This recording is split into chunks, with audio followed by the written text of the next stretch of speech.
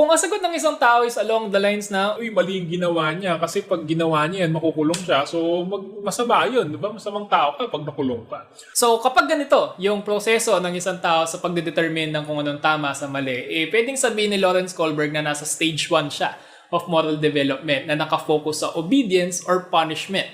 So sa ganitong reasoning, mapapansin natin na nakafocus yung isang tao sa consequence ng behavior niya. Kung yung consequence is mapapunish siya, hindi niya gagawin yung isang bagay or parang mali yung isang bagay na yun. So kaya naman, gagawin niya yung isang bagay kasi kailangan niya mag-obey, no, sa mga authorities, sa mga taong mas mataas sa kanya. And usually yung mga bata na nasa 4 years old or yung mga bata in general, ganito yung moral reasoning nila, di ba? Parang sasabihin, Ayokong pumunta sa sapa kasi papaluin ako ng tatay ko. may punishment. O kaya naman sasabihin, Bawal tayong magmura, sabi ni teacher. may sinabi si teacher, kailangan mag-obey kasi authority figure si teacher.